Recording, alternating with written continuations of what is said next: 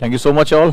चलिए अब हम लोग आगे बढ़ते हैं और आज की क्लास को आगे बढ़ाते हैं। जैसे कल मैंने आपसे वादा किया था कि हम लोग इस समय टॉपर्स स्ट्रेटजी पे हैं, यानी कि एक होता है मुझे यूपीएससी में सिलेक्शन लेना है, पर मैं यहाँ बात कर रहा हूँ उन लोगों से, उन विजेताओं से जिनके अंदर ईगरनेस है कि उन्हें टॉप करना है, उन्हें जो है वो अच्छी रैंक लेकर आनी है, उन्हें अपने आप को जो है वो इतिहास बनाते हुए देखना है।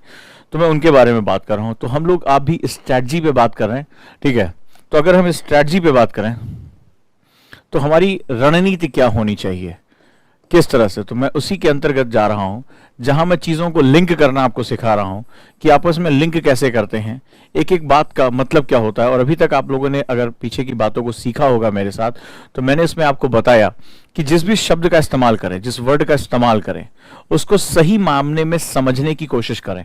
और आप लोगों ने मुझे फीडबैक दिया, अपने जो नोट्स मुझे भेजे मेरे व्हाट्सएप पे, और वहां से मुझे ये लगा कि आप लोगों के अंदर एक बहुत ही क्रिएटिविटी है, एक बहुत ईगरनेस है जानने का। और आपने बताया कि सर हमने इन चीज़ों को पहले पढ़ा था लेकिन इनके ये डायमेंशंस हमें पता नहीं थे। लगातार दोस्तों मेरी यही कोशिश है, राइट। तो इस पूरे कंडीशन में मेरी लगातार यही कोशिश है कि आप हमेशा नई चीज़ों के बारे में जानें और उन्हीं चीज़ों को समझें जो बेहतरी आपके लिए बेहतर तरीके से काम करेगी। तो मैंने इससे पहले आप लोगों से कल लास्ट टाइम कहा था कि ज्योग्राफी, सोसाइटी, इकोनॉमी, ये एक साथ जो है वो लिंक करती हैं, राइट। ये बहुत ज़्यादा इंपॉर्टेंट तरीके से लिंक करती हैं। तो हमें ये समझ में आया कि आखिर आप किसके लिए काम करोगे। आप एक अधिकारी के रूप में आज आप सोचें, थोड़ी देर फील करें कि आप एक अधिकारी हैं, थोड़ी देर के लिए आंखें बंद करें और अपने आप को एक ऑफिसर के रूप में फील करें, राइट। थोड़ी देर मेरे साथ ये प्रैक्टिस करें। और आपने अभी तक अपने समाज को जिस रूप में देखा, थोड़ी देर बिल्कुल मेरे साथ सब कुछ भूल जाइए। मैं आपको बहुत डेप्थ में लेकर जा रहा हूं, बहुत ही डेप्थ में। अब तक आप मेरे साथ जो चीजें कर रहे थे उससे भी कहीं ज्यादा डेप्थ में आज मैं आपको लेकर जा रहा हूं, बहुत प्रैक्टिकल अप्रोच के साथ आपको लेकर जा रहा हूं। थोड़ी देर के लिए अपनी आंखें बंद करिए और फील करिए कि आप भारतीय प्रशासनिक सेवा के अधिकारी हैं और अब आप फील्ड में जा चुके हैं।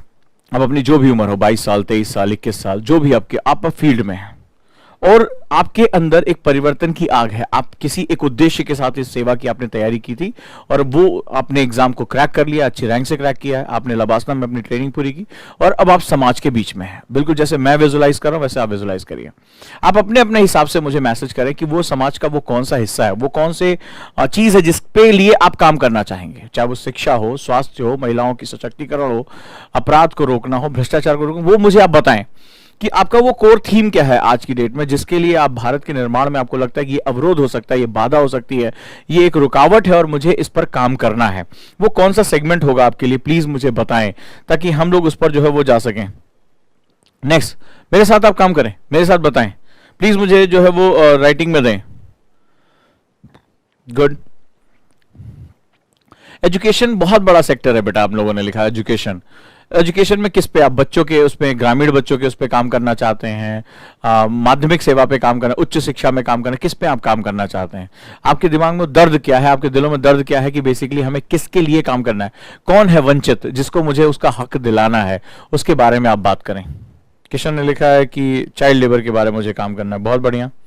ज्यादातर लोगों ने एजुकेशन लिखा है, यानी बहुत गंभीरता से आपने समाज की प्रॉब्लम को समझा ही नहीं। एक्चुअली में आपने गंभीरता से कभी विचार ही नहीं किया। आप आईएएस क्यों बनना चाहते हैं? मैंने डे वन से आपसे कहा था, जिसके पास इस प्रश्न का जवाब नहीं होगा वो उसके लिए सफर बहुत मुश्किल होना चाहता है कि मैं आईएएस क्यों बनना चाहता हूं।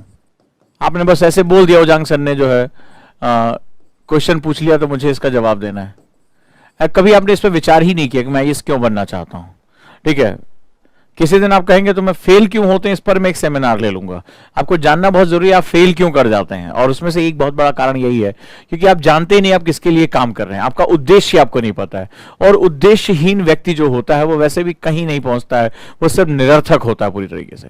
ठीक है, तो आपके अंदर अगर वो बात नहीं है, अब जैसे एजुकेशन बोल दिया जल्दी, एजुकेशन एजुकेशन एजुकेशन, क्या बालकों का एजुकेशन या बालिकाओं के education, male education, female education, क्योंकि आप प्रॉब्लम का सॉल्यूशन लेने जा रहे हैं ना। अब एजुकेशन मतलब आप समस्त जो है वो ब्रह्मांड की जो है पूरा हायर एजुकेशन से लेकर सब कुछ आप जोड़ देंगे, नहीं। इसका मतलब अगर आप अपनी बात को कह पाने में स्पष्ट नहीं है तो जिन लोगों ने भी इसको बहुत हल्के में लिया है ना, उन्होंने, आप समझ लीजिएगा आगे चलकर उनको बड़े हल्के में ले लिया जाएगा। यूपीएससी आपको बड़े हल्के में लेगा, आपको पता ही नहीं कि आप क्यों जो है सर्विस में। मुझे आज पता चल गया कितने लोग जो है वो यूपीएससी की तैयारी, आईएएस तो बनना चाहते हैं लेकिन उसको कितनी गंभीरता से समझ रहे हैं वो मुझे आज समझ में आ गया। अब जैसे एक ने लिखा है कि आईएएस बनने के बाद हम देखेंगे, तो नहीं हो पाएगा, नहीं भाई मेरे। ठीक है, दो तरह के ब्यूरोक्रेट है, एक वाला होता है ना जिसको वो फर्जी आंकड़ों में पकड़ा जाता है कई बार फर्जीवाड़ी करते हुए, जिसको गालियां लोग देते हैं कि अरे भ्रष्ट है, चोर है, आईएएस होगा, तो एक वो भी होता है। एक वो भी होता है जिसको लोग पूछते हैं, जिसको जो है लोग अपनी डीपी पे लगाते हैं, वो भी आईएएस होता है। तो आपको तय करना है कौन सा बनना है। ये जितने भी है ना कि बाद में सोचेंगे, अभी सोचा नहीं है, अभी तो हम आईएएस बन जाए फिर देखेंगे, तो पहली बात तो इनका पहले डाउट है कि ये अंदर जाके की एनर्जी की जरूरत पड़ेगी। एक समय आप अकेले हो जाएंगे, मैं भी आपका साथ छोड़ चुका हूँ, आपके माता पिता साथ छोड़ चुके होंगे। एक ऐसा समय आएगा जब आप अपने बंद कमरों में घंटों पढ़ रहे होंगे और आप बिल्कुल अकेले होंगे। उस समय आपका यही जो हिम्मत है, मैं आज जो बात कह रहा हूं उसको उसी समय जो बच्चे ने तैयारी की होगी, या जो बच्चा जो है इसको गहराई से समझता होगा, जानता होगा मैं उसके साथ क्या कर रहा हूं। एक समय ऐसा भी आता है इस यूपीएससी तैयारी में जहां आपका साया भी साथ छोड़ देता है, ठीक है, एकदम भयानक, उसमें आप अकेले नितांत होंगे। उस समय जब यही प्रश्न का जो जवाब होगा, यही जो आपका करेज होगा, आपके अंदर जो बर्निंग डिजायर होगी, यही आपको अंदर ढकेल के लेकर जाएगी, जहां आपका रोज हर समय जो है दिमाग कहेगा गिव अप यार, नहीं हो रहा यार, नहीं हो रहा यार, नहीं पढ़ा जा रहा है, थकान लग रही यार, नहीं मुझसे याद हो रहा है। उसी समय ये कहेगा बस एक और ट्राई, बस एक और ट्राई। और वो चीज जिसको हम लोग रियल इंस्पिरेशन कहते हैं, वो इस सवाल का जवाब से आता है कि मैं आईएएस क्यों बनना चाहता हूं। जिनको अपना उद्देश्य यानी एम डे वन से क्लियर होता है कि वो लोग हैं जो मुझे यहां लेकर जा रहे हैं, जो मुझे यहां लेकर जा रहे हैं, जिनके लिए मैं काम करने जा रहा हूं, जब उनके चेहरे दर्द भरे दिखाई पड़ रहे हैं, जैसे किसी बच्चे ने लिखा फीमेल एजुकेशन पे काम करना है मुझे, ठीक है, मेरे गांव की बच्चियों को पढ़ने नहीं दिया जाता है, तो उनके दर्द को, उनकी तकलीफ को आपको महसूस करना होगा। ये दर्द और तकलीफ आपको प्रेरणा देगा कि यस मुझे एक ट्राई और मानना, मुझे करना है। तो वो चीज जो है वो आपको फेलियर के बाद आपको जो है वो सफलता की तरफ लेकर जाती है। इस चीज का आप जीवन में एक बार जो है वो अनुभव जरूर करके देखिएगा। जिस समय आप ये क्वेश्चन पूछना शुरू, मैं क्यों कर रहा हूं ये, आप समझ लीजिएगा आप गलत रास्ते पर हैं। क्लियर है दोस्तों? तो पहली चीज जो सबसे महत्वपूर्ण है, अगर आप लोग अगर बहुत ही ज्यादा अपने इस लक्ष्य को लेकर फोकस नहीं है, अपने एक उद्देश्य, आप पूरे भारत का निर्माण नहीं कर सकते। आप करप्शन मिटा दें, आप शक्तिमान थोड़े ना है, ठीक है, तो गंगाधर बने रहिए, शक्तिमान आप नहीं है। तो बेसिकली वहां पर क्या है कि आप एक सामान्य व्यक्ति हैं जिसके पास अपनी सामान्य क्षमताएं, ऐसे थोड़े ना आईएएस बनने के बाद वो सिक्स पैक ऐप लगा देंगे, वो डोले शोले बड़े बड़े बना देंगे, या जो है कुछ ऐसा जो है वो आप चोंगा वोंगा बांध के जैसे उड़ना शुरू कर देंगे, ऐसा कुछ नहीं होता भाई। सामान्य वही सेम चीज होती है, बस क्या होता है उनकी ट्रेनिंग हो जाती है, जिम्मेदारियां उनके पास आ जाती है, बदलाव की पावर आ जाती है। लेकिन आप एक समय में एक साथ ही काम करोगे, क्यों करोगे, इसका भी मैं अब आपको लॉजिक देने जा रहा हूं। यही मेरे आज की क्लास का डिस्कशन है, जिसमें बहुत मजा आएगा आपको ये सुनने और समझने में। कई लोगों ने बहुत अच्छे जवाब दिए हैं, अच्छा लग रहा है, टू द पॉइंट जवाब है, और जहां पर कंक्रीट हिट करना चाहिए वही जवाब है आपके, राइट। लेकिन जिन बच्चों ने ऐसे गोल गोल बातें की है ना, जो गोल गोल उड़ाने वाली बातें की हैं, वो बहुत परेशान होने जा रहे हैं। क्योंकि मैं फिर कह रहा हूं, फिर आपसे कह रहा हूं, अभी आपको लग रहा है उजांग आपके साथ है, आप कह रहे हैं बहुत अच्छी लग रही है आपकी बातें, लेकिन एक समय आएगा जहां आप नितांत अकेले होंगे, बिल्कुल अकेले होंगे। आपकी असफलता आपके सामने खड़ी होगी और आपके अंदर एक उम्मीद की चिंगारी होनी चाहिए, जो उस अंधेरे में, वहीं पर लोग टूट के खत्म हो जाते हैं, बोले यार हमसे नहीं हो रहा है, हम कोई और एग्जाम देख लेते हैं। लेकिन जो लोग जुटे रहते हैं वो उसी एक मूवमेंट को क्रॉस कर जाते हैं और सफलता उनका जो है स्वागत करती है। लेकिन कभी सोचा कि उस नाउम्मीदी के क्षणों में, उस होपलेस पॉइंट पे कौन आपके अंदर होप दिलाएगा? ना तो उजांग सर वहां है, ना आपके पेरेंट्स हैं, ना आपके गुरु, कोई नहीं है वहां पर। कौन होगा? और वो होगा जिस दिन आपके दिलो दिमाग में ये वो मकसद, वो तस्वीर उस बच्ची के लिए जिसके लिए आप काम करने जा रहे हैं, उस गरीब आदमी के लिए जिसको आपने भूख से तड़पते हुए देखा है, या कोई ऐसी चीज जिसकी दिलो दिमाग पर बहुत छाप है, उसका चेहरा जब सामने आएगा तब कहोगे यस मुझे पूरा हक है एक और ट्राई करने का, और मुझे बेस्ट ट्राई करना है, क्योंकि मेरे जीवन का मकसद मुझे पता है। आज तो तुम्हें ये बातें बहुत हल्की लग रही होंगी, तुम्हें लग रहा होगा शायद ये भाषणबाजी हो रही है, लेकिन आज ये डायरी में लिख लो कि मैंने आज ये बात की, अक्षरशः लिख लो, और जब कभी इन क्षणों से होकर गुजरोगे तब तुम्हें लगेगा हाँ इस व्यक्ति ने वही बात कही है जो वास्तव में हमारे लिए सबसे जरूरी थी। तो मैं ये चाहूंगा कि एक समय जब सब कोई तुम्हारा साथ छोड़ दे, जब तुम नितांत अंधेरों में भी हो, तब भी तुम्हारे पैर नहीं रुकने चाहिए। इसी का तो प्रयास कर रहा हूं। जब तुम सफल हो रहे होते, जब भीड़ साथ होती, तब किस बात की टेंशन है यार? मजा तो तब आता है, असली पहचान तब होती है कौन मेरा है कौन अपना, जब तुम अंधेरों से गुजर रहे होते हो, जब साया भी साथ छोड़ देता है, जब मुश्किलें सामने जो है वो दैत्य की तरह खड़ी होती हैं, तब समझ में आता है कौन मेरा है और कौन मेरा नहीं है। तुम्हें वहां सिखा रहा हूं कि उन क्षणों में भी तुम हार कर वापस नहीं लौटोगे, तुम्हें जीतना होगा, और इसके लिए तुम्हें जानना होगा, मुझे अपने मकसद को ये पहचानना होगा। ये मकसद बड़ी इंपॉर्टेंट चीज होती है, ये हम इंसानों से बेहतरीन काम करा ले जाती है। ये अगर मकसद नहीं है तो अच्छे से अच्छा व्यक्ति, खूबसूरत इंसान, सिक्स पैक एब लिए, वो दिशाहीन हो जाएगा। आपने देखा होगा आजकल तमाम तरह के वो वीडियो बनाते रहते हैं, वो कलरफुल बाल, बॉडी बनाते हुए, ये वो ऐसे करते हुए अपना जो बॉडी बना रहे हैं। लेकिन कुछ लोग होते हैं बहुत सिंपल सा। मैंने एक आईएएस ऑफिसर को देखा, मैं आश्चर्य की बात कर रहा हूं, सीनियर लेवल पे, भाई साहब अगर आपने उसको बाहर कहीं देख लिया तो आप पहचान नहीं सकते थे अधिकारी है, ठीक है। इतना दुबला पतला, ऐसा लग रहा था शर्ट जो है टांग दी गई है, मतलब कोई पर्सनालिटी नहीं, गाल पिचके हुए एकदम, ऐसा लग रहा था वाकई में ये बहुत ही पिछड़े किसी जो है वो सेगमेंट से आ रहा है, जहां पर कभी आर्थिक स्थिति अच्छी नहीं रही होगी, और बिल्कुल दुबला पतला सा ऐसे जो है वो ऐसे शर्ट टंगी हुई है उसके ऊपर। लेकिन जब वो गाड़ी रुकी और जब शॉफर उतरा है, जब बॉडी गार्ड उतरे हैं, ठीक है, वो मतलब उसकी बॉडी को वाकई में गार्ड करने की जरूरत थी, सिंगल तीली जैसे जैसे शरीर था, लेकिन जब वो जलवा उतरता है, इसे कहते हैं, वो इंसान नहीं उतरा, जलवा उतरता है, जब वो जलवा उतरता तब लगा हाँ भगदड़ मच गई, ठीक है, साहब आ गए।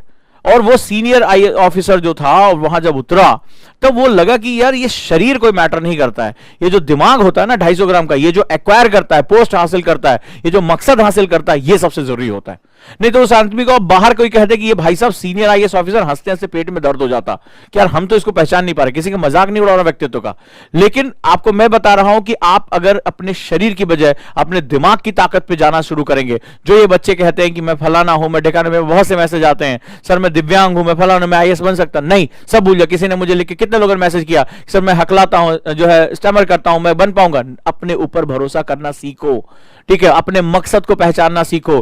कम से कम अपने जो हमारे ऐसे भाई बहन जिनको प्रिविलेज नहीं है, उनके लिए लड़ना सीखो, उनके लिए लड़ना सीखो, and you will find your way, आप आसानी से अपना रास्ता पा जाओगे। और मैंने आपको लास्ट टाइम एक कहानी जो शेयर की थी, जब मैं अपने स्टूडेंट से मिलने लबासना गया था, ठीक है, तो जहां पर हम लोग रात में डिनर कर रहे थे बाहर सभी लोग, तो बगल में जो है वो 2 लोग ऐसे बैठे जो मतलब कुछ ऐसे गुनगुना रहे थे बगल की टेबल में, ठीक है, वो बिल्कुल देख नहीं सकते थे, बिल्कुल देख नहीं सकते थे, वो हर चीज को छू कर या वो अपने साथ किसी को असिस्ट करने के लिए लेकर, दोनों भारतीय प्रशासनिक सेवा के अधिकारी थे, राइट, वो दोनों ट्रेनीज थे, वो देख नहीं सकते थे वो हर चीज को ऐसे हवा में। लेकिन आपने देखा कि आपकी जो हौसले होते हैं, आपकी जो लड़ने की ताकत होती है, आपको डिजायर जो होती है, वो आपको आगे लेकर जाती है, ठीक है। Next one. तो अब हम बात करते हैं, मैं आपसे ये बातें क्यों कर रहा हूं, क्या मैं कोई मोटिवेशन बात करने जा रहा हूं, नहीं, मैं तुम्हें सच्चाई बताने जा रहा हूं। जब आप समाज में जाते हैं, आज आपने लिखा कि मैं सर बच्चियों के लिए जो है वो बाल विवाह को रोकना, जल्दी शादी कर दी जाती है, उनकी गरीबों की मदद करना, किसी ने लिखा है बालिका शिक्षा पर बात की है, वुमेन एम्पावरमेंट की बात की है, इंडियन कल्चर को रिज्यूम करना, इसके बारे में बात की है, ठीक है। मुझे एक बात बताओ, रोका किसने है? ये बच्चियों को पढ़ने से रोका किसने है? ये बाल विवाह करवा कौन रहा है? ये जो है वो बच्चे और बच्ची में भेद कौन कर रहा है? मुझे आप बताइए, कौन है जो गरीब को उसका हक पाने से रोक रहा है? कौन? मुझे इन सवालों का जवाब आपकी तरफ से मुझे चाहिए होगा, तभी मैं आऊंगा कि मैंने आपसे क्यों कहा कि अपने मकसद को, और ये नहीं कि सिर्फ सिलेक्शन तक चाहिए, जीवन पर्यंत चाहिए मकसद, ये मकसद जीवन पर्यंत चाहिए। और मैं तुम्हें अभी प्रैक्टिकल एग्जांपल दूंगा, तुम्हारे बीच में ऐसे सीनियर मोस्ट आईएएस और आईपीएस ऑफिसर हैं जो इस मकसद को अपना जीवन बना चुके हैं। एक होता है जिंदगी में मकसद बनाना और एक होता है मकसद को जिंदगी बनाना। क्या मैंने कहा? एक होता है जिंदगी में मकसद बनाना और एक ऐसी भी पर्सनालिटीज होती हैं जो अपने मकसद को अपनी जिंदगी बना लेती है। अपने मकसद को जिंदगी बना लो, दुनिया तुम्हारे सामने झुकेगी। इसी में एक नाम अजीत डोभाल साहब का है, जिन्होंने इतना कुछ करने के बावजूद अपने मकसद को कि राष्ट्र को वापस लेकर जाना है, अखंड भारत की तरफ जाना है, भारत के दुश्मनों को नेस्तनाबूद कर देना है, किसी भी स्थिति में काम करके रखना है, भारत की अखंडता और संप्रभुता के सामने कोई क्वेश्चन नहीं आने देना, और जो भारत की तरफ आंख उठा के देखे उसकी सिर्फ धमकाना, उसकी आंखें भी निकाल लेना है। ऐसे व्यक्ति का नाम है senior most IPS officer Ajit Doval साहब, जिन्होंने जिंदगी में मकसद तो बनाया लेकिन आगे चलकर अपने मकसद को अपनी जिंदगी बना ली। और जिस दिन आप अपने मकसद को अपनी जिंदगी बना लेते हैं, दुनिया की कोई ताकत आपको रोक नहीं सकती। इस बात को लिख लेना आज अपनी डायरी में कि मुझे सिर्फ अपनी जिंदगी में मकसद नहीं बनाना है, मुझे अपने मकसद को अपनी जिंदगी बना लेनी है, मुझे उसको जीना है, मुझे अपने अंदर उसे लेकर पालना है, ताकि मैं जो है अपने जो अभी लक्ष्य है उस पर मैं पहुंच सकूं। समझे? तो दोस्तों यहां बहुत ही महत्वपूर्ण बात है, आखिर कौन रोक रहा है? एलिमेंट्स कहां हैं? और वो है तुम्हारा समाज। सोच, तुम कहां हो, तुम भी इसी समाज का हिस्सा हो, तुम सोच रहे हो कि मैं इन समस्याओं से, तुम एक अधिकारी हो और तुम अलग अलग क्षेत्रों में अपनी अपने हिसाब से जो आपने अपने सामने दिक्कतें देखी उनके आप समाधान के लिए जा रहे हो, लेकिन तुम्हारे ही समाज में जो है उसको रोकने का काम भी किया जा रहा है। यानी तुम्हें लड़ना कैसे है, तुम जहां से आए हो तुम्हें उसी माहौल से संघर्ष करना है। और लड़ाई कैसी है, लड़ाई यहां पर स्पष्ट नहीं है, प्रत्यक्ष नहीं है, अप्रत्यक्ष बहुत ज्यादा है। तुम्हें उनकी मानसिकता को बदलना है, तुम्हें अपने उद्देश्य को समझाना है, तुम्हें अपने मकसद के लिए बात करनी है। और जब तुम अपने मकसद के लिए बात करोगे तो तुम्हें क्या होगा, एक रास्ता मिलना शुरू हो जाएगा। क्लियर है दोस्तों, ये बहुत ही जो है वो गहरी बात है और इसको आपको बहुत ध्यान से समझना पड़ेगा। आखिर हमारा समाज, हमारी सोसाइटी इतनी रिलेक्टेंट क्यों होती है? ये समाज है क्या? समाज में इतना घर्षण क्यों है? समाज में सबको हक क्यों नहीं मिल रहे हैं? क्या शिक्षा, कहीं हमारे संविधान में लिखा है कि हम भारत के लोग जब प्रियम्बल की बात करते हैं तो हम भारत के अमीर लोग, हम भारत के गरीब लोग, हम भारत के फलाना धर्म के लोग, हम कहीं बात करते हैं? नहीं बात करते हैं। हम कहते हैं we the people of India, हम भारत के लोग। और फिर भी अगर हम अपने प्रियम्बल में, अपने संविधान में इस बात को लेकर आते हैं तो समाज के अंदर हमें विभाजन क्यों दिखाई पड़ता है? क्यों ऐसा होता है कि जब तुम किसी पर्पस के लिए आगे काम करोगे तो तुम्हारे पर्पस पर इतना ज्यादा फ्रिक्शन होगा, इतना ज्यादा घर्षण होगा और तुम्हारे कामों पर भी उंगली उठाई जा सकती है। अब मैं तुम्हें समझाता हूं कि आखिर ये समाज यानी सोसाइटी का बेसिक स्ट्रक्चर होता क्या है। ये अगर आप समझ जाओगे तो आपके लिए बहुत ही महत्वपूर्ण जो है वो सेगमेंट निकल कर आएगा। और वो ये होता है कि जो समाज होता है, कई बार हम सोचते हैं समाज, लोगों की संख्या, लोगों का नंबर, ये समाज है। नहीं, अब जरा ध्यान से समझो ये समाज क्या होता है। बेसिकली हमारा समाज जो है कॉन्सेंट्रिक लेयर्स यानी मल्टीपल लेयर्स होती हैं। इसमें कई क्या होती हैं, इसको हम लोग बोलते हैं कई परतें होती हैं। ऐसे समझो कि एक चक्के के अंदर ढेर सारे चक्के लगे हुए हैं, कई परतदार चक्के हैं। यह हमारा समाज का स्ट्रक्चर है। ठीक है, बड़े ध्यान से इसको समझते जाना। इसमें हमारे समाज के जो मध्य भाग में है, दिस इज नोन सेंटर, इसको सेंटर ऑफ इंक्लूजन कहते हैं, COI, यानी ये समावेशन बिंदु है। ठीक है, समावेशन बिंदु है, ये हमारा समावेशन बिंदु। बड़े ध्यान से इसको समझना, ये सेंटर ऑफ इंक्लूजन है। समावेशन का मतलब इनको शिक्षा, स्वास्थ्य, सुविधाएं, पैसा, सहूलियत सब बड़े आराम से मिले। ये कोई भी हो सकता है, ये कोई नेता हो सकता है, कोई जो है वो नौकरशाह हो सकता है, कोई एलीट क्लास हो सकता है, कोई ताकतवर बिजनेसमैन, कोई भी हो सकता है। तो इसकी लाइफ में अगर कोई भी चेंज आता है अगर यहां पर, तो इसकी लाइफ में तुरंत चेंज हो जाता है। इसको एजुकेशन, हेल्थ सब कुछ बहुत बढ़िया मिली है। फिर इसके बाद अगली लेयर होती है, ये सेंटर ऑफ इंक्लूजन से थोड़ी दूर होती है, लेकिन फिर भी अगर इसमें कोई चेंज आता है तो इसको भी आसानी से चेंजेस हमें देखने को मिलते हैं। फिर धीरे धीरे क्या होता है, आप जैसे जैसे अगली लेयर में जा रहे हो, सेंटर ऑफ इंक्लूजन से इसकी दूरी बढ़ती चली जा रही है। यानी इनके जीवन में उतना तेजी से परिवर्तन नहीं आता जितना अन्य भागों की तरफ परिवर्तन आना शुरू होता है। सेंटर ऑफ इंक्लूजन से ये उतना दूर होते चले जाते हैं, COI से उतना दूर होते चले जाते हैं। समावेशन बिंदु से जितना दूर आप जाओगे उतना ही आपके जीवन में सकारात्मक परिवर्तन नहीं आएंगे। ठीक है, यहां वाले को सच्ची शिक्षा, अच्छा स्वास्थ्य, अच्छी सुविधाएं, अच्छे अवसर सब कुछ मुहैया है, लेकिन जैसे जैसे दूर होते चले जाओगे समाज में क्या होता है, वहां पर उनका बहिष्करण यानी एक्सक्लूजन बढ़ता चला जाता है। उनके जीवन में अच्छी शिक्षा, अच्छा स्वास्थ्य, मूलभूत सुविधाएं, अवसर, ये सब हमें देखने को कम से कम मिलते हैं। अब ये हुआ कि सेंटर ऑफ इंक्लूजन से दूरी बढ़ती चली जा रही है और उनका जीवन स्तर क्या होता है, घटता चला जा रहा है। जब आपको सुविधा नहीं मिलेगी, मूलभूत सुविधाएं नहीं मिलेगी, आपके जीवन स्तर में सकारात्मक परिवर्तन यानी पॉजिटिव चेंजेस नहीं आएंगे। लेकिन एक दूसरी कहानी भी है जो आपको समझना पड़ेगा। जिस तरह से ये दो बिंदु होते हैं, ये दो बिंदु आपको दिखाई पड़ रहे हैं, ये दोनों एक दूसरे के साथ घर्षण करते हैं। यानी समाज का हर वर्ग दूसरे वर्ग के साथ क्या करता है, फ्रिक्शन यानी घर्षण करता है। फ्रिक्शन यानी घर्षण करता है। समाज इस तरह चलता है, यानी समाज ये एक पहिया है, ऐसे आप समझो पहिया है। तो अगर किसी देश को चलाना है तो समाज क्या होना चाहिए, पहिया आसानी से चलना चाहिए। तो जैसे पहिया आसानी से चल रहा है तो क्या हो रहा है, जो राष्ट्र रूपी गाड़ी है वो अपने राज्यों के साथ वो आगे बढ़ती चली जा रही है, ऐसे तो है।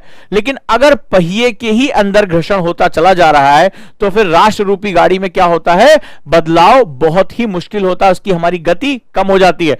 तो हमारे समाज में कभी भाषा को लेकर भेद है, भाषा के आधार पर देख सकते हो, ये हिंदी वाला है, इंग्लिश वाला है, ये उड़िया है, कन्नड़ है। कभी धर्म के आधार पर होता है, माइनॉरिटी है, मेजॉरिटी है। कभी जो है वो आपके जातियों के आधार पर होता है, बहुत बड़ा फ्रिक्शन हमारे यहाँ जातियों के आधार पर होता है घर्षण। कभी बार जो है लिंग के आधार पर, यानी पुरुष और स्त्री के बीच में जो है वो घर्षण हो रहा है। तमाम तरह से हमारे यहाँ घर्षण का जो है वो सेगमेंट्स है। ये सिर्फ अमीर और गरीब की बात नहीं है, हमारे समाज में हर तरह का घर्षण अवेलेबल है। हम एक ऐसे समाज का रूप है जहां पर हम एक साथ अपने राष्ट्र के पहिए को लेकर नहीं चल पा रहे हैं। 3000 से ज्यादा जातियां हैं केवल हिंदू धर्म के अंदर।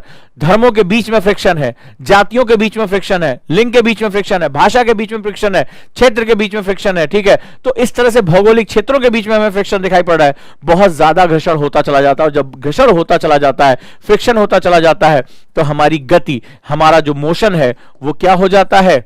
धीमा हो जाता है। क्या हो जाता है?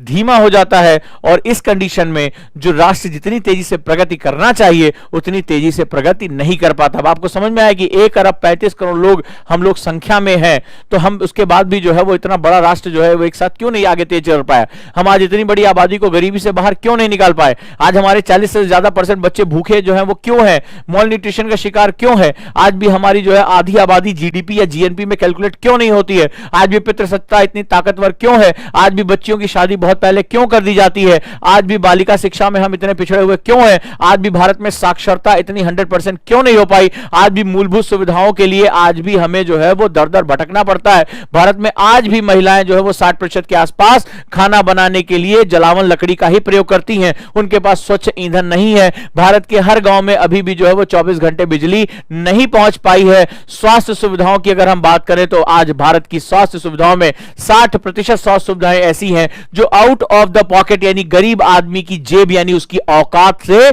बाहर है। तो आखिर इतनी बड़ी समस्याओं का जन्मदाता कौन हो सकता है? क्या इसके लिए मैं केवल पॉलिटिक्स को जिम्मेदार ठहराऊंगा? नहीं, इसके लिए समाज का स्वरूप भी आपको समझना पड़ेगा। क्योंकि आप कौन है? आप इस पहिए को गति देने की जिम्मेदारी दी गई है। आप उस सेवा का भाग है जहां पर यह कहा गया है कि इस पहिए को धक्का लगाओ और आगे लेकर जाओ। लेकिन जैसे ही आप इस समाज के करीब पहुंचते हो, तुम्हें पता चलता है कि मुझे धक्का लगाना किसको है, क्योंकि एक पहिया नहीं, इसमें तो कई पहिए हैं और इनकी गतियों में अंतर है। ये वाला तेजी से घूम रहा है क्योंकि सेंटर ऑफ इंक्लूजन के पास, धुरी के पास है।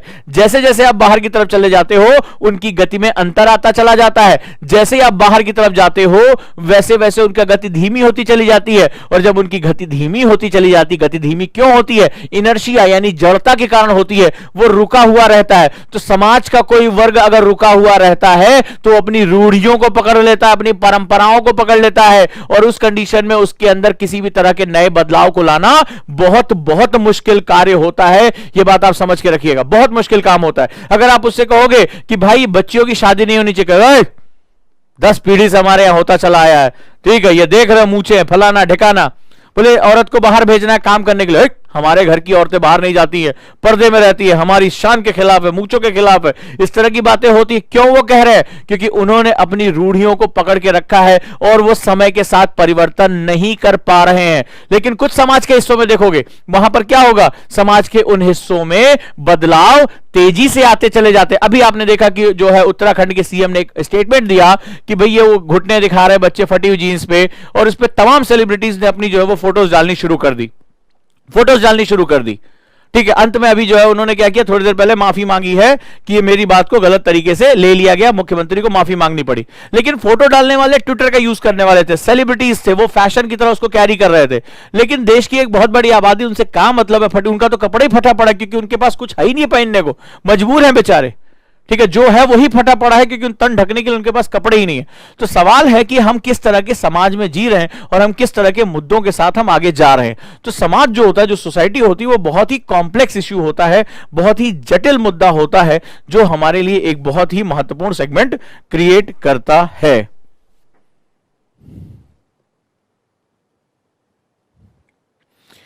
पंचाल ने पूछा what are the reasons behind friction, ठीक है। जब फ्रिक्शन कब होता है? जब दोनों परतों में गति समान नहीं हो रही। अगर गति समान हो रही है तो क्या होगा, ये लगातार मूवमेंट कर रहा है, लेकिन एक की गति दूसरी है और दूसरे की गति दूसरी है, तो इसमें क्या होता है, इसमें हमें फ्रिक्शन देखने को मिलता है। यानी जैसे जैसे आप लोगों को इंक्लूड नहीं कर पा रहे हैं किसी भी कारण से, किसी के पास जमीन नहीं है, किसी के पास आय के साधन नहीं, किसी के पास शिक्षा नहीं है, किसी के पास स्वास्थ्य नहीं है, कोई जाति प्रथा में मारा गया है, उसके बच्चे को स्कूल में नहीं बैठने दिया जा रहा, कोई धर्म की वजह से पिछड़ा हुआ है, तमाम ऐसे हमारे जो है वो सोसाइटी में इनहेरिट कारण होते हैं जहां पर हम लोग इसकी वजह से फ्रिक्शन क्रिएट होता है। और समाज में जो परिवर्तन की गति होती है, किसकी गति, जो है रेट ऑफ चेंज की जो बात हम कर रहे हैं, यानी परिवर्तन की जो गति की बात कर रहे हैं, वो एक समान नहीं हो पाती है और इसीलिए समाज क्या होते हैं, वहां पर फ्रिक्शन क्रिएट करते हैं। और जब आप इस जो पहिया पिछड़ रहा है उसको जब धक्का देने जाते हो तो वो आपको ही रिटेलिएट करते हैं, वो आपको आसानी से नहीं समझ पाते हैं और इसका नतीजा होता है कि वो फिर क्या होता है, आपके और उनके बीच में एक तनाव, एक टेंशन पैदा होती है। लेकिन जो धैर्य वाले हैं, जो आपके महत्वपूर्ण तरीके से काम करने वाले हैं, वो बेसिकली इस पर बहुत अच्छे तरीके से काम करते हैं। मैं आपको और एग्जांपल लेकर समझाता हूं जो शायद आपके साथ जो है वो इसको और अच्छे तरीके से आपको समझ में आएगा।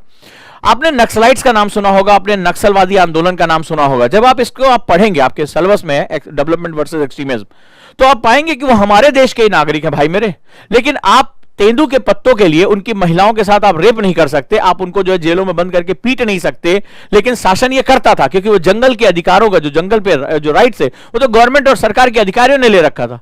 और वो बेचारे जो जंगल के रहवासी थे, जो हजारों सालों से वहां रह रहे थे, वो जंगल में अपना अधिकार मांगने जाते हैं तो आप उनके साथ इतना भयानक काम करते हैं, उनका शोषण करते हैं, उनके लोगों को पीटते हैं जेलों में ले जाकर। महुआ की जो शराब होती है, महुआ के बीज के लिए उनके साथ क्या क्या कुकृत्य होते हैं, तो वो जो है वो रिटेलिएशन करते हैं और वो क्या होता है, अंत में बंदूक उठा लेते हैं। उनके जो जमीनें छीन ली जाती है, उनकी जंगल जमीन छीन ली जाती है, तो वो रिटेलिएशन करते हैं। और जब वो रिटेलिएशन करते हैं, यानी कि वो कहते हैं कि ये कौन सा राष्ट्र है जो हमारे लिए ही नहीं खड़ा पा रहा है, राष्ट्र के लोग ही शक्तियों का दुरुपयोग करके हमारी ऐसी तैसी कर रहे हैं, हमें बहिष्कृत कर रहे हैं, हमें बाहर कर रहे हैं, तो फ्रिक्शन वहां जन्म लेता है। यह फ्रिक्शन संघर्ष के रूप में जन्म लेता है और वो हथियार उठा लेते हैं और फिर वो सरकार को जो है वो नेग्लिफाई करते हुए वो अपना संघर्ष आगे लेकर जाते हैं, जो इसका एक बेस थीम था।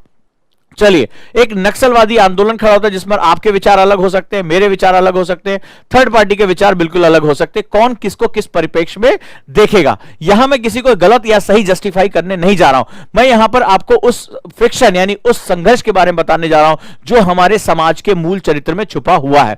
अब सवाल क्या हुआ कि ये जो बहुत हिंसा हुई, जो है नक्सलाइट भी मारे जाते हैं, हमारे सिक्योरिटी फोर्सेस के लोग भी शहीद होते हैं, बहुत ज्यादा इसमें तनाव होता है और जान तो किसी की भी जाए, ठीक है, वो कभी भी उसको जो है हिंसा को कभी भी जस्टिफाई नहीं किया जा सकता। हम गांधी के देश के लोग हैं, हम उस धरोहर को लेकर आगे बढ़े जो कभी हिंसा को यानी वायलेंस को जस्टिफाई नहीं कर सकते किसी भी रूप में। अब सवाल यह हुआ कि हम जब आगे जा रहे हैं तो अब इसका सॉल्यूशन क्या निकलेगा। अंत में बहुत कोशिशें करने के बाद सरकार को समझ में आया कि इसमें से ज्यादातर लोग जो बहिष्कृत किए गए वो हमारे द्वारा किए गए, हमारी नीतियों के द्वारा किए गए। फॉरेस्ट राइट एक्ट में बदलाव किया गया और सरकार ने अब कहा कि इन लोगों को मुख्य धारा में लाने का प्रयास किया जाना चाहिए। चाहे वो प्रोजेक्ट रोशनी चलाई हो, चाहे कुछ भी हो। उसमें मुझे सुकमा के डीएम साहब की याद आती है, ठीक है। सुकमा के डीएम साहब, यंग लड़का जो है गया और उसने कहा कि नक्सलाइट्स जो आज के समय में तमाम लोग जो आगे गए, उन्होंने तमाम तरह के अपने जो है वो सेगमेंट्स क्रिएट किए और कैडर के लिए इन्हीं लड़के लड़कियों की भर्ती करते थे। औरतें भी थी, महिलाएं भी थी, जो जिनका कुछ ना कुछ जिनके साथ गलत हुआ है, जिनके साथ अत्याचार हुआ, उन्होंने बंदूकें उठा ली। दूसरा एक कारण समझ में आया कि उनके पास रोजगार का कोई साधन ही नहीं है, उनके पास अच्छी स्वास्थ्य सुविधा नहीं है, शिक्षा नहीं है, रोजगार नहीं है। वो 5-10 हजार रुपए के लिए भी बंदूकें उठाने को तैयार है क्योंकि उनके पास मरना ही मरना है। तो कह रहे यार लड़के मरेंगे कम से कम, जो है वो हमें भूख से मरने से अच्छा है कि हो सकता है हम जिंदा रह जाएं लास्ट तक। तो इस कंडीशन में उनके पास कोई विकल्प ही नहीं, जीवन का विकल्प ही नहीं है। हमें पता है कि दोनों साइड हमें मरना ही है, तो क्यों नहीं हम बंदूक उठा लेते। ये स्थिति है। जब आप सलाम बस्तर पढ़ते हो राहुल पंडिता की किताब, तो उसमें आपको ये जो उन्होंने बहुत लंबे समय तक उसमें रिसर्च किया है, तो आपको बहुत दर्द जो है दर्दनाक घटनाएं पता चलती है, हमारे समाज की वो सच्चाई है। अब सुकमा का डीएम यंग लड़का, आप देखिए, बंदूक नहीं उठाता है, बंदूक नहीं उठाता। वो क्या करता है, वो चला जाता है नक्सलाइट्स के गांव में, ठीक है, आप इंटरनेट पे भी सर्च कर सकते हैं। नक्सलाइट के गांव में चला जाता है, जाता है, उनकी भाषा में उनसे बात करता है, ठीक है, और बात करता है, धीरे धीरे उनको समझाता है कि सरकार की डेवलपमेंटल योजनाएं क्या है। और वो खुद अपने मतलब सिक्योरिटी गार्ड को लेकर मोटरसाइकिल पे बैठ के चलाता है, कार भी अपनी छोड़ देता है, जंगलों में चला जाता है, इतना निर्भीक होता है वो, जंगलों में चला जाता है, वहां जा जाके काम करता है। और जब वो काम करता है तो लोगों को समझ में आता कोई है हमारा। वो स्वास्थ्य सुविधाएं पहुंचाता है, डॉक्टर सुविधाएं पहुंचाता है, वो उनको बताता है कि ट्रेनिंग आपकी कैसे हो सकती है, उनके बच्चों को रोजगार देता है। धीरे धीरे उसकी ख्याति बढ़ने लगती है, इतनी बढ़ने लगती है कि नक्सलाइट्स में खबर पहुंच जाती है कि कैडर में भर्ती करने के लिए लड़के लड़कियां नहीं मिल रहे। क्यों? क्योंकि लड़कियां तो नर्स की ट्रेनिंग कर रही हैं, वार्ड बॉय की ट्रेनिंग कर रही हैं, वो जो है लड़के जो कर रहे हैं और उनको नौकरी मिल जा रही है, 10-10 12,000 रुपए की नौकरी कर रहे हैं। तो आप क्या वो नहीं आ रहे बंदूक उठाने के लिए? वो एक कौन बोले कौन कर रहा है ये? कौन सी सिक्योरिटी फोर्स आ गई? हम तो आज तक कभी किसी सिक्योरिटी सीआरपीएफ से डरे ही नहीं। बोले नहीं, वो एक लड़का आया, डीएम है, बहुत खतरनाक है, वो सबसे जाके बात करके समझा रहा है, उसकी जो है वो बहुत पॉपुलैरिटी बढ़ती जा रही है। अगवा कर लिया, क्योंकि वो तो निर्भीक था, वो अकेले चला जाता था, अगवा कर लिया, उसको अबडक्ट कर लिया। लेकिन खैर, भारतीय प्रशासनिक सेवा के अधिकारी हो, पूरा प्रशासन उतार दिया उसको जो है छुड़ाने के लिए, छुड़ा भी ले आए, निगोशिएशन भी किया।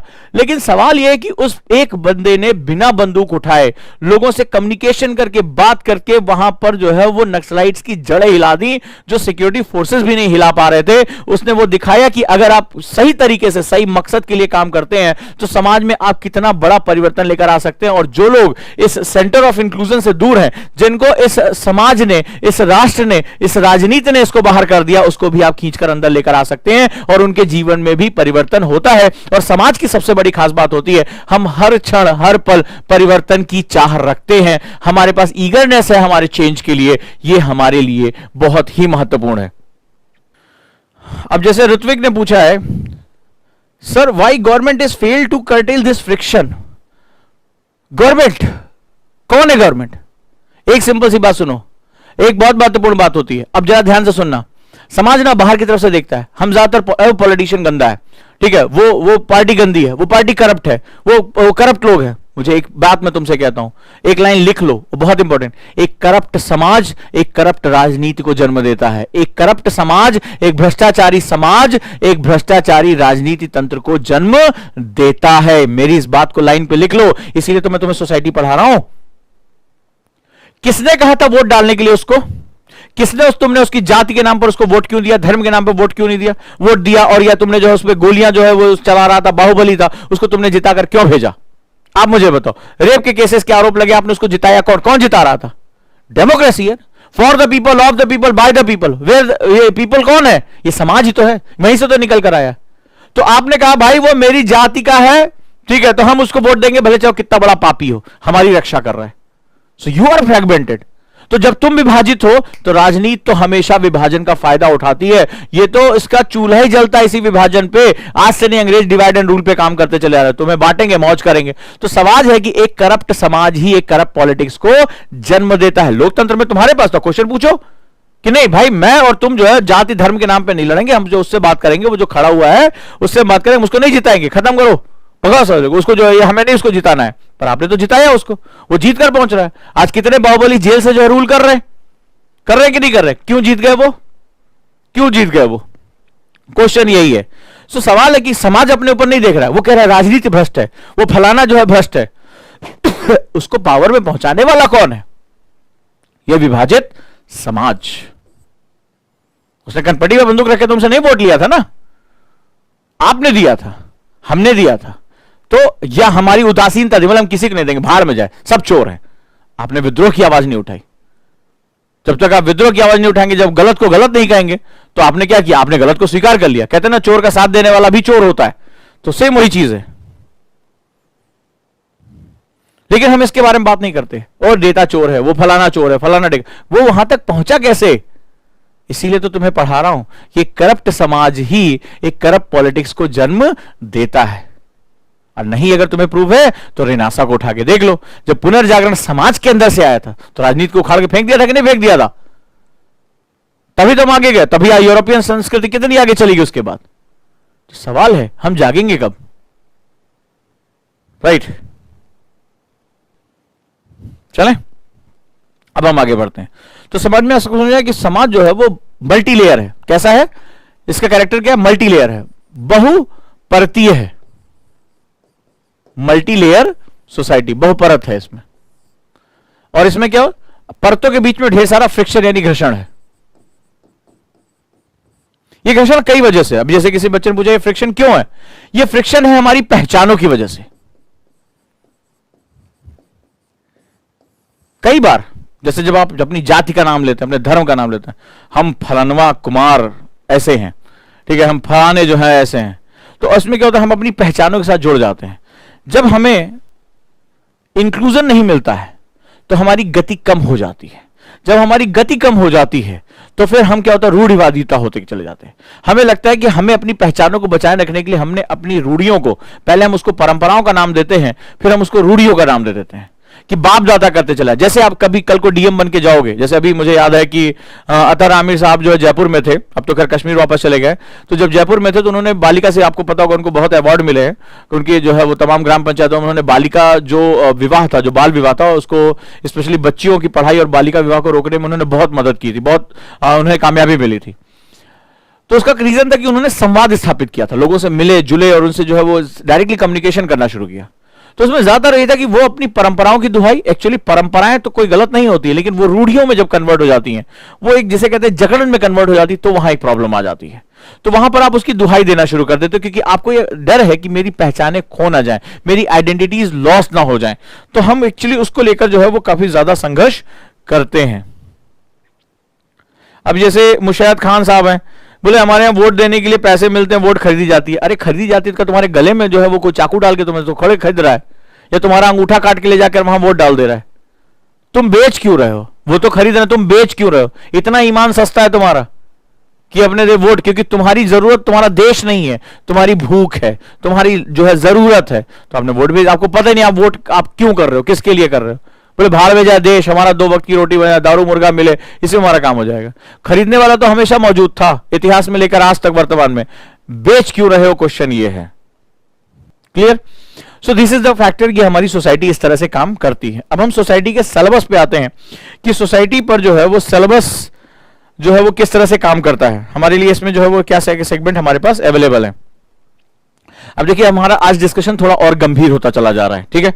अब आपको यहीं से चैलेंज आएगा जब आप परिवर्तन करने जाओगे। इसीलिए यूपीएससी में जो आपकी पूरी लाइफ, मैंने कहा कि आपका जीवन, आपका मकसद आपका जीवन होना चाहिए, वो इसी वजह से होता है, राइट। इसी वजह से होता है कि आप इसको किस तरह से यूटिलाइज करते हो। आप ये परिवर्तन रातों रात लेकर नहीं आ सकते, आपके पास बहुत पेशेंस होना चाहिए, लगातार इस पर धैर्य के साथ आपको काम करना है, आपको पूरे जीवन भर इस पर काम करना है अपने मकसद को लेकर, तभी आप इस तरह के परिवर्तन आप लेकर आओगे। और होते हैं परिवर्तन, लेकिन भारतीय समाज में विविधताएं इतनी ज्यादा है कि कई बार वो विविधताएं वास्तव में कई बार फ्रिक्शन में कन्वर्ट हो जाती हैं, घर्षण में कन्वर्ट हो जाती है। इसलिए हमारी समाज में परिवर्तन की गति बहुत मुश्किल, और यही कारण है कि आज हमारे यहाँ, चाहे अगर हम बाल विवाह की समस्या हो, आज हमारे यहाँ जो है वो अगर जो है वो जिसे कहते हैं कि हत्याएं हो जाती हैं, जहां पर प्रेम विवाह कोई करता है तो उसकी हत्या कर दी जाती है, और तमाम इस तरह की ऐसी समस्याएं हैं जो अभी भी हम जो है मेडाइवल तरह के कल्चर में हम जकड़े हुए हैं। और कई बार उनकी जो सुरक्षा के लिए, उनकी जो बचाने के लिए जो है जो हत्याएं होती है, उसको जस्टिफाई करने के लिए हम अपनी परंपराओं और अपनी रूढ़ियों की दुहाई देते हैं।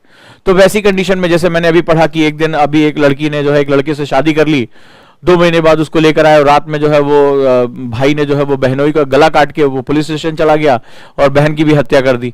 तो ये हमारे समाज में ही हो रहा है, ठीक है। आपने 2 लोगों की जान ले ली सिर्फ आप अपने उस रूढ़ी, अपनी दुहाई और इन सब चीजों के नाते। तो हम जो बहुत लॉजिकल नहीं हो रहे हैं, हम बहुत ज्यादा उस पर जो है वो क्वेश्चन नहीं कर रहे हैं, हम जकड़े हुए हैं, हम अपनी पहचानों के साथ जकड़े हुए हैं कि हमारा समाज क्या कहेगा। आ जाइए, तो अब हम पहुंचते हैं और सोशल इश्यूज के सिलेबस को जस्टिफाई करते हैं कि हमारे पास क्या क्या पॉइंट पढ़ना है। समझ में आ गया होगा कि हमें क्या पढ़ना है, और हमें सारे सेगमेंट जो है, अब हमें देखना है कि ये लेयर्स ऑफ फ्रिक्शंस क्या है, ये जो घर्षण के बिंदु है वो हमें कहां कहां मिल रहे हैं। पहला, सोशल इश्यूज में लिखते जाओ मेरे साथ तेजी से। मुशैद ने कहा है करप्शन क्यों है, क्या मजबूरी है। एक्चुअली हम सोशल इश्यूज में, हम जब पहुंचेंगे एथिक्स में, तो इसको बहुत जो है डीलिंग के साथ इसको पढ़ेंगे, ठीक है। मुझे लगता है कि यूपीएससी के हर स्टूडेंट को सोशल इश्यूज की पढ़ाई जरूर करनी चाहिए, क्योंकि जब तक आप समाज को नहीं समझोगे तब तक आगे चलकर अपनी आवश्यकताओं को आप नहीं समझ पाओगे। भूगोल क्यों पढ़ रहे हो, इतिहास क्यों पढ़ रहे हो, अर्थव्यवस्था क्यों पढ़ रहे हो, तो समाज के बारे में एक बेसिक जानकारी हर समय आपके पास होनी चाहिए। जैसे इसीलिए मैं कोशिश कर रहा था कि मैं आपको ज्योग्राफी में ले जाने से पहले, जैसा हमारा कॉन्सेप्टर बैच चल रहा है, और जो भी बच्चे उसके साथ जोड़ना चाहें वो कॉन्सेप्टर बैच के साथ जोड़ सकते हैं, फाउंडेशन के साथ जोड़ सकते हैं। तो जो भी हमारे बच्चे हैं वो इसके साथ जो है जुड़कर आगे जा सकते हैं। तो हम यहाँ कोशिश कर रहे हैं कि सोशल इश्यूज में effect of globalisation on Indian society, सबसे पहले लिखो तो समाज को आप समझने की आप शुरुआत करिए। हमारे समाज में बहुत से परिवर्तन देखने को मिल रहे हैं आज की डेट में। अगर हमारे समाज में कुछ भी आज बातें हो रही है, जैसे रावत ने कहा कि वो नग्नता की बात हो रही, कोई कह रहा अभी जैसे एक यूपी के मिनिस्टर का भी स्टेटमेंट आया है, आप लोग पढ़ेंगे कि उसमें बोला कि जो है वो बच्चों को छोड़कर लड़के और लड़कियों किसी को निक्कर नहीं पहनना चाहिए। आप देख रहे हैं, और एक तरफ अभी क्या होगा, कल पोस्ट लगा देगा कोई निक्कर पहने हुए, कोई फलाना करते हुए। आप देख रहे हैं कि हमारे समाज में बहुत ही अलग तरह का एक विद्रोह नजर आ रहा है। इस विद्रोह में ये परिवर्तन हमारे यहां हुए क्यों? अभी किसी ने कहा कि सर हम अपनी परंपराओं को, अपनी संस्कृति को वापस स्थापित करना चाह रहे हैं। तो विस्थापित किसने किया, क्वेश्चन, उसको डिस्प्लेस किसने किया? तो इसमें आपको समझना पड़ेगा कि हमारे यहाँ ग्लोबलाइजेशन के इफेक्ट्स क्या बहुत इंपॉर्टेंट है, क्योंकि आज हम एक वैश्विक तंत्र का भाग है। लिखो, effect of globalisation on Indian society, भारतीय समाज पर भूमंडलीकरण का प्रभाव, पॉजिटिव निगेटिव, ये हम बाद में देखेंगे।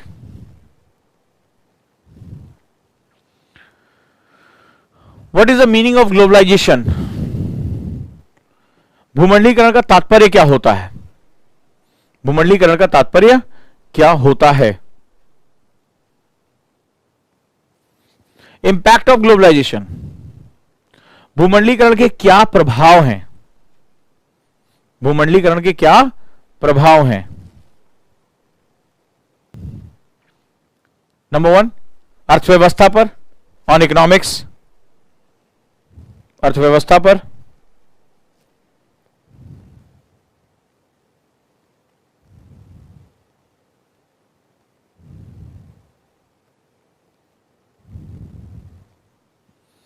पॉलिटिकल, राजनीति पर।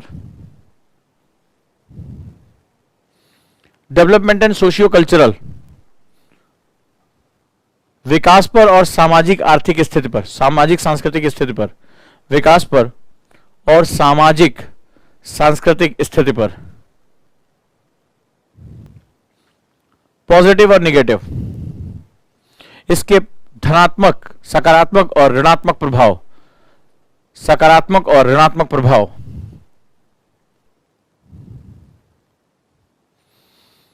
सोशल इश्यूज का पहला सेगमेंट होता है कि हम जब विश्व के साथ जुड़े हुए हैं तो हमारे ऊपर क्या नए प्रभाव हमें देखने को लगातार मिल रहे हैं। क्लियर है दोस्तों?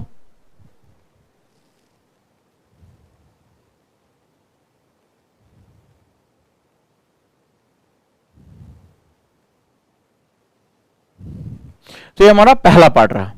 अब मैं आपसे बात करता हूं जो आपकी समस्याएं हैं। हम लोगों ने अभी तक क्या किया? हम लोग कौन से बैच में हैं? हम लोग कॉन्सेप्टर बैच में हैं। कॉन्सेप्टर मैंने आपको बताया था कि 2 चरणों का बैच है, बहुत ही खूबसूरत और बहुत ही अलग बैच है, इसको मैं डायरेक्टर्स बैच भी कहता हूं। इस बैच में अभी मैं क्या कर रहा हूं? मैं अभी आपकी प्री प्रिपरेशन कर रहा हूं, मैं सिलेबस आपको समझा रहा हूं, मैं आपको लिंक कर रहा हूं, आपको यह बता रहा हूं कि एक अधिकारी के तौर पर सोचते कैसे हैं। मैं आपको क्या बता रहा हूं कि आप कैसे जो है वो इसमें अपनी प्रिपरेशन को नेक्स्ट लेवल पे लेकर जा सकते हैं। यहां के बाद मैं क्या करूंगा, धीरे धीरे मैं आपको पहले सिलेबस के साथ फैमिलियर करूंगा, आपको सिलेबस की एक विहंगावलोकन पता चलेगा। और सिलेबस को रीड आउट नहीं करना, प्रिंट आउट नहीं लेना है कि मान लो प्रिंट आउट ले लें। आपने देखा होगा ये प्रिंट आउट आपके पास पहले भी होगा, लेकिन एक एक शब्द के अंदर, जब सोसाइटी, कितनी बार आपका इंडियन सोसाइटी पढ़नी है, इंडियन सोसाइटी पढ़नी है, लेकिन सोसाइटी क्या होती है, भारतीय समाज की कैरेक्टर क्या होंगे, आज आपने देखा होगा कि यार मैं अब इसके बारे में बात कर सकता हूं। आज की डेट में अगर आपने ये फैक्ट पकड़े होंगे तो आप किसी सीनियर से भी डिस्कशन कर सकते हैं, प्लीज डिफाइन मी, जो है वो क्या हो सकता है कि आप इंडियन सोसाइटी के बारे में बताएं। सेंटर ऑफ इंक्लूजन क्या होता है, यानी कि जो है समावेशन बिंदु किसे कहते हैं, मल्टीलेयर सोसाइटीज क्या होती है, हमारी समाज में इतने फ्रिक्शन क्यों है, आज आप इसका जवाब दे सकते हैं। और फ्रिक्शन आपको कहां से सबसे ज्यादा आता है, इसके बारे में अभी आप बात कर सकते हैं। तो अब आपने देखा कि किसी चीज को पढ़ना, जो मैं यहां स्थापित करने की कोशिश कर रहा हूं, वो पहले मैं आपके प्री कॉन्सेप्ट्स को बहुत अच्छी तरीके से डेवलप कर रहा हूं, क्योंकि एक बार नींव खराब हो गई तो बिल्डिंग का तो खराब होना तय है। मैं यहां आपकी नींव का फॉर्मेशन कर रहा हूं कि किस तरह से आप अपने कॉन्सेप्ट्स को डेवलप कर सकते हैं। You must have the patience with me, क्योंकि ये वैसे भी 2 साल का कोर्स है, तो यहां पर हम बहुत सी चीजों को बहुत डेप्थ में समझेंगे। ये बेसिकली 0 से हीरो का बैच है। कौन सा बैच है? 0 टू हीरो बैच। ये बैच उनके लिए जो ये कहते हैं सर मुझे कुछ नहीं आता, मुझे सब्जेक्ट का नाम बताओ, तुम्हें लगता है सबसे टफ है मेरा, ठीक है। अभी जैसे किसी बच्चे ने लिखा इकोनॉमिक्स मुझे बहुत टफ लगती है, आओ मेरे साथ इकोनॉमिक्स में। तुम्हें कहानियों के साथ इकोनॉमिक्स कैसे पढ़ाई जाती है मैं तुम्हें बताऊंगा, ठीक है। कार्टून्स के साथ इकोनॉमिक्स कैसे पढ़ाई जाती है मैं तुम्हें बताऊंगा। तो ऐसी कंडीशन में पढ़ाई का तो डर ही नहीं है हमारे यहां पहले, लेकिन सवाल है कि तुम्हारा मन इन चीजों को सही रूप से ग्रहण करने योग्य। मैं कोई ऐसा चीज नहीं कि मैं तुम्हें नया नाम लिया, फिजिकल ज्योग्राफी तुमने पहली बार, हाय तौबा, मैंने पहली बार जो फिजिकल ज्योग्राफी का नाम सुना, या मैंने जियोमॉर्फोलॉजी का नाम सुना, या मैंने जो है वो मेसो ज्योग्राफी का नाम पहली बार सुना, या मैंने समाज नाम, सोसाइटी पहली बार सुना। ये शब्द आपने सुने हुए थे, सुने तो थे, समझे नहीं थे। और यहां ओजांग क्या कर रहा है, उसको आपको ये बता रहा है कि किसी चीज को सुनना, किसी चीज को जानना और किसी चीज को समझना, तीनों अलग अलग बातें होती होती है। हम जानने तक रुक जाते हैं, समझने तक नहीं जाते हैं। और हमारी शिक्षा पद्धति जल्दी जल्दी सिलेबस करो, जल्दी जल्दी ये बैच खत्म, चलो चलो आगे बढ़ो आगे बढ़ो, 5 साल में सरकारी नौकरी प्राप्त करें, आगे बढ़िए आगे बढ़िए। ये वाला सिस्टम नहीं है। आपको समझने के लिए धैर्य चाहिए होता है, उसके साथ रुकना पड़ेगा, उसका डिसेक्शन करना पड़ेगा, उसका क्रॉस सेक्शन करके आप उसको जो है वो एनालाइज करेंगे। मैं लगातार आपके साथ ये सिखा रहा हूं। अगर आपने ध्यान दिया होगा, अभी तक हमने बहुत ही गूढ़ बातें जो सामान्य रूप से हम इस्तेमाल करते थे, मैंने उसके एक एक पॉइंट को तोड़ना शुरू किया आपके साथ। और अब मैं धीरे धीरे अपने, आपने देखा होगा हर दिन मेरा डिस्कशन गहरा होता चला जा रहा है। यही सेगमेंट है, यही कॉन्सेप्टर बैच है जीरो टू हीरो, जहां मैं कितनी आसानी से आपको एक बहुत ही गहरे डेप्थ में उतार दूंगा, एक गहरे नॉलेज में उतार दूंगा। आपको पता ही नहीं चलेगा, आपको पता ही नहीं चलेगा कब यात्रा करते करते करते आपके पास जो है वो नॉलेज का भंडार आ गया। ऐसी नॉलेज जहां आप किसी विद्वान के साथ डिबेट कर सकते हैं, उसको तर्क दे सकते हैं, और ऐसे तर्क जिसको काटा नहीं जा सकता, या जिस पर सामने वाला कहे यस ये पर्सन लर्न है, इसको बहुत अच्छी तरह से कॉन्सेप्ट क्लियर है। मैं लगातार वही प्रयास कर रहा हूं, और इसके लिए मुझे खूब मेहनत करनी पड़ी। मैं उसके लिए कोई भी मुझे दिक्कत नहीं है, पर जो मैं आपसे कहता जा रहा हूं उस पर अब आपको अपनी टिप्पणी करनी है, आपको इसका साइनॉप्सिस बनाना है। इसके पॉइंट्स जो मैंने आपसे डिस्कस किए हैं वो आपको लगातार लिखने पड़ेंगे। धीरे धीरे मेरी क्लासेस की लेंथ बढ़ती चली जाएगी। नंबर 1, डेप्थ आपने बढ़ता चला। कहां आपने देखा होगा, पहले हमने बेसिक शुरू किया, बेसिक से करते करते करते करते अब हम जो है इन डेप्थ एनालिसिस की तरफ बढ़ते चले जा रहे हैं।